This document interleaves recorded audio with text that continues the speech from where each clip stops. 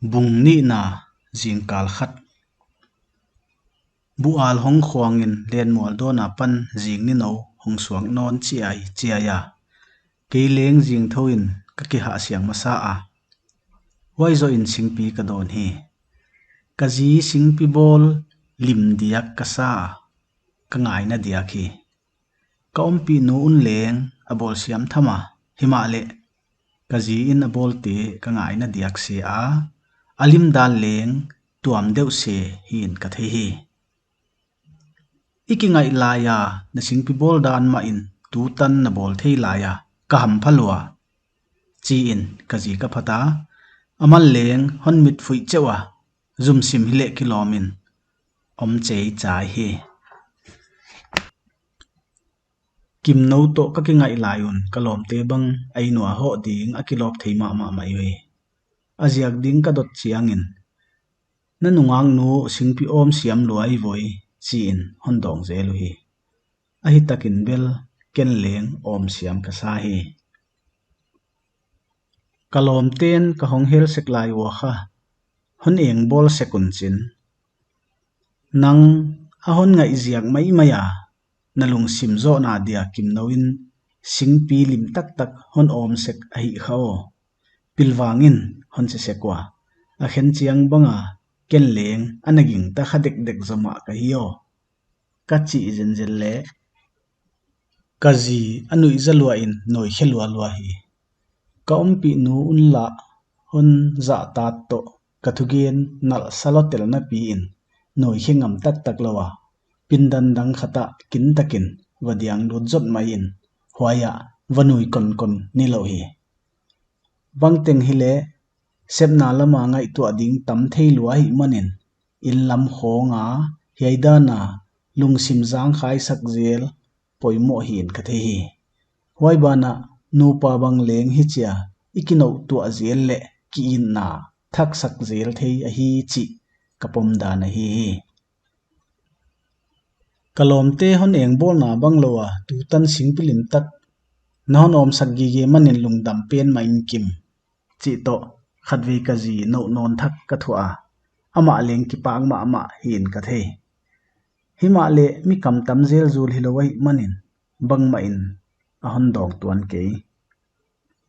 an kuang tau tunga omlam ka post to Manipur Express la in kasim tuak tuak hi zana ka thil tua thu to kisai a hon gel dan te u bu ka komin kasim tua tua athu gel dan te u kalung atung chia ke he as bangdia lamka spin leng mi si pen kwa hiam khut nung hidia muan mo ahia zeni zo lui pa himai the hi achi chia hon so mo ku ahia oi huchi bang kampau ka zat khak lam la ka thi het kia ka chi vung vung he lamka police station a superintendent of police hi na lien lel tu kuadang hilowin keima ka hi kin takin kazin honna dong pa a thuthak saiten bel amau thu zak dan dan khongma asu aseku hiven thupeson tu ten hoidana anagenu adiam mo chi he huchi chi am thei mok ding hia ka chi vung vunga ka singpi don kom zelin thudik akan chetwa adik atang asu ading oi voi huai thu chi wangzo mi so sang pa thei thu hi inchin apilwan luat dingwa hoi a hi kachinam nam hi solo nungin lengla ka neiwa amaute to ka hole mo hi ahong ki gen danun misi nei ten muan mo thu a ango suan lian paneute anahiwa zeni sina to kisaya suan lian mo kha het lo hi dan hongge no hi kenbel banghiam gen ding omte police station lama iholim dingu hon ngai siamulla yaitung tang suichet na bangma a ommain bangma ka gen tam u nai ke kana chi sane sualian panewin hu chena chi nop ding le bangdia tu jing thuki jang na ti a na thei chel lo pi na ge na hi oile hon chi pa a ken leng again nop pen kaman pa hi zeni sungkwan lamten sualian ka hongmat sak pa lo pen ngai siam hello a hi keileng paite ka hi to hian tuam ne ya vai hom som hidinga hon muang mo a hi tuan again thu pen tak ngei leng keigen a hi kia kwate pol hiamin hon again saku hi khading a hi kwate thu bol hiding hiam chi leng ka thei chen tuan ke kenbel lungsim siang takin kwama ka hon khen tuam ke paule hamle nambingin hiai thu paisak ka ut ke ya som leng ka som ke thu tak phol suwa ding ka tup dan le ka mo puwa ka hi zo hi wai ziakin hon ngai siamun la ai thei le no in dong ta te to amao in dong ta te bang ana tu khom thei le ute dei huai sa ka hi buai na dei huai lo ahong pian lo na dingin ka chi hi dan le dun ki chi om ngal sam hi ven gam sung dan to ki tua ka vai na hom ding hilo ding hiya chin khatin hon ge na ko hi khel om hi le bel amau hon gen leng ngak se se lowa khut khel man thupa toy dia valut hin tham ta ding ka hiu chin hon gen be hi thu tuam dang tampi leng hon gen laiwa atopin amau te kianga ken a hi le dan to ki tuakin nanaw pau suan lian hon pe hian la atung tang thu u suina su job to hi le hoi ding ama amo a hi chi na hi pa nai lo na pin muan mo masak pen ana hi khamok a hi ziak hi join amo keile kha khia ka hi dinga himale mo a hi chi chetna ki chian a om le bel adam sung suang kul tang theya khai lup na na tan leng mai to thei hi zela hi chi bang leng na thei u de kai chi tengenin amau te in konglama kawa khakhia hi in sung kalut ki non takin kimnoin hongnai pa amiela panin banghiam patau na khat nei a hi chi kaman khepa thei mai hi bang chi khep khom na hiya oi namai bang amwal dek abang hiala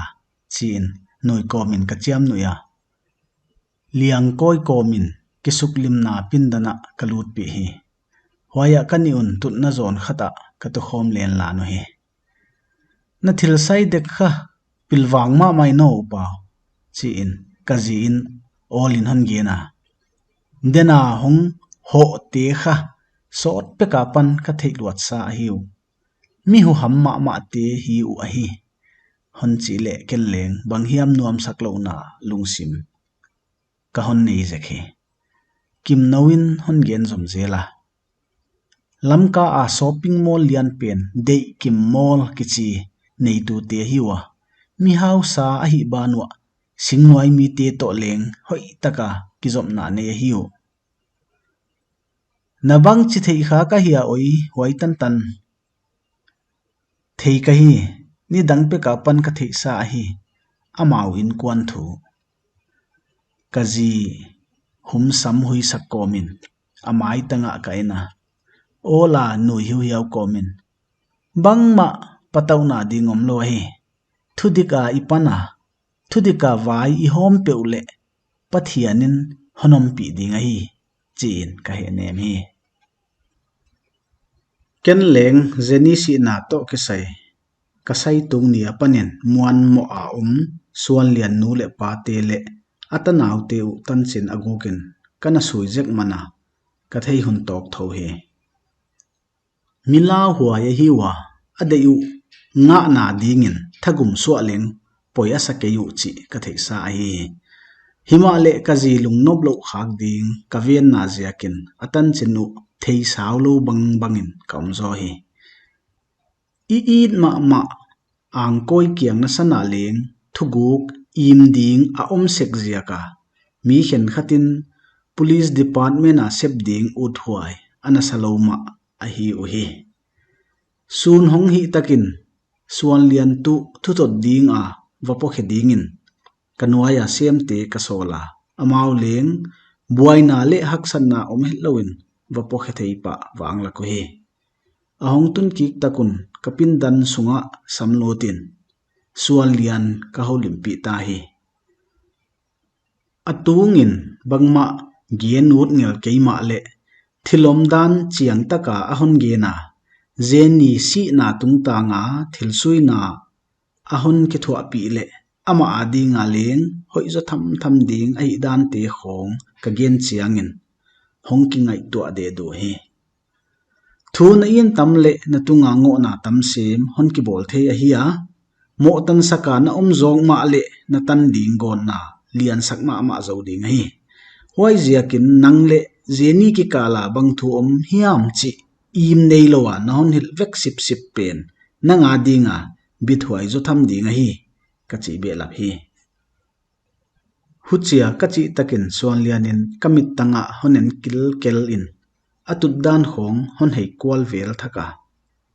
hima le apat na ding pen tak thei zo lo hi le kilom khopin om hi bung thum na ZSF Freshers Meet suan lianin zeni to aki thei khak da nu le atan chinu again te ka hon gen he son ding kumsang ni le somle thumin India phwal pi Delhi khopia Zomi Students Federation in Freshers Meet to pi takzat na nei hi huai huna suan lianin nungang mel hoi tak khat mukha a alung sim hoi den he Delhi a siam sin dinga huai kuma kuan thak te mel la na huna huai minu leng hong ding khetel kha a huchi in huai nia ki panin suan lian mit kha a huai minu sak mel etlom tak tu mangnon loin banga khet kip bang hialin tham den he himale mimala ki holim khalo kia tham lo a phone number ngei leng lang na ding theilo ai manin hopi theilo swakhi ni khat suan lianin Facebook group a ZSF Freshers Meet nei ni a lim lakte mukha a kin takin siam sin dinga hongkwan thakte lim lakte atel kha hiam chi en pa lop lop hi bangtan hiam azon nungin huai mel hoi nu lim lak hon mukhata a kin takin safe pa hi lim lak tek kha ka omte hon banet non lew lewa atop topin amuan mo pen khat profile a lu thi wang phathuai takin amel mu sa le mu nop gi ge pen profile a lut kha ani wang laka kin takin atan chen enjoy pa hi amin zeni hoi ting hiya lam ka phai lian apana hi chi gel le la the ka thei nop pen tak ka thei kheta vele chen suan lian ki pak pen ma a ama kia om hima le nui heu ha mo ki kin takin friend request khak pa hi hima le athil khak pom saka om lo ni lo manin suan lianin lamdang sagusim hi pathian ni chiangin biakin khonga zeni etbol zel sekma le mu khak dingin om ngei lo hi SSPP annual sports nei na huna leng mukha ngei lo ai manin lamdang sa a hostel a oma pot khimeng meng theilo ho ai diam chin alung sim sungu ka ama le ama kidong hi hima le adon na don na ding ama alak dan dana kinga mai ma lel ta di phot suake ni khat alom pa kianga zeni lim lak en sak komin mel hoi asak dan thu te gen hi alom pan leng en veng venga alu susuk ngaw ngaw komin lom suan liano amin omdana panin leng aki khop na mun ding le aki hel khang na mun ding kichiang himai lo hiya chigai hi suan lianin leng hon thei khigui thaka huchi in azon hiat ding dan lampi dang ani un hon ngai to so mo hi hima le huai lampi dang ding amuzok ke yu he ni tak lam khat suan lian Facebook account apanin notification tuam deu khathong luta ael le friend request accepted anaki che he ama leng ki pak lo in chat list en pa zeni pen online akichi manin kin takin inbox a thank you for accepting my friend request chi khak pa hi hiai hun che in tu adon na lutkik pa hi welcome thumu ki sign swalian in holim na sujop somin khak non ma le adon na tungking non mong lo hi kam siam thei top so in holim pi somin thu khak ni lo ma le phatuam lo hi online la akichiden nga la bangchidana hon thukki non lo de o chin swalianin ngai tua azak da huai thei ding thu gel nei kha hu hi kha ka hiya chi an athu gel te bang en thak thaka hima le huchidan hial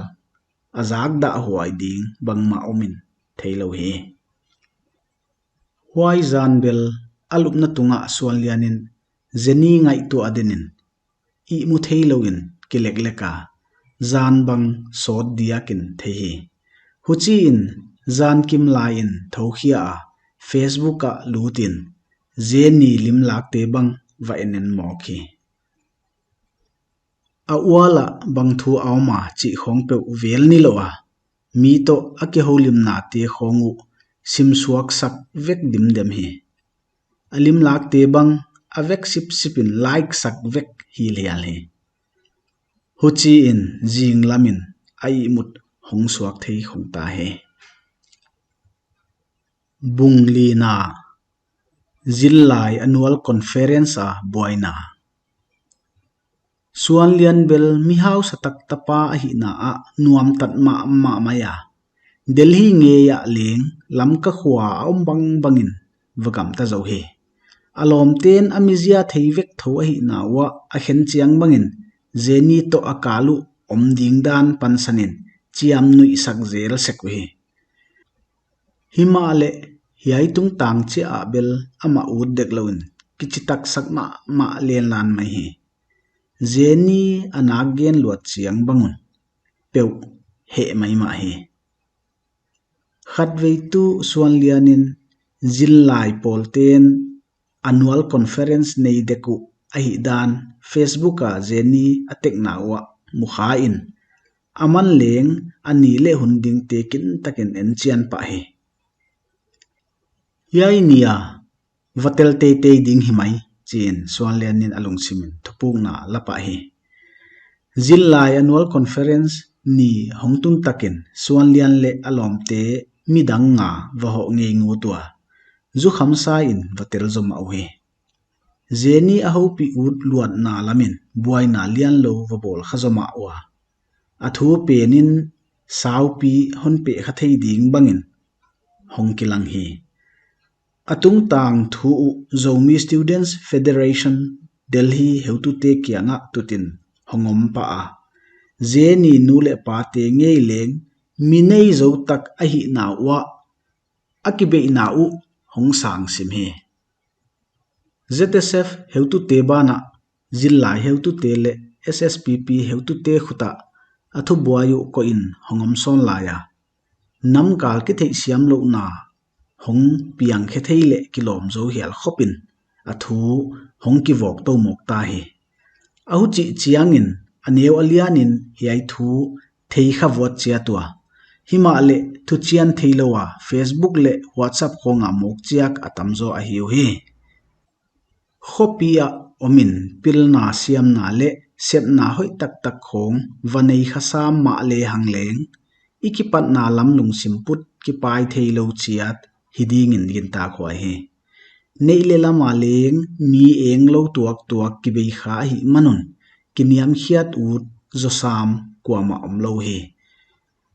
mi bang nei tuak a hi na wa thu neu chik pen thulian pi hong suak he huchin namtom lungsim te ziak ma bangin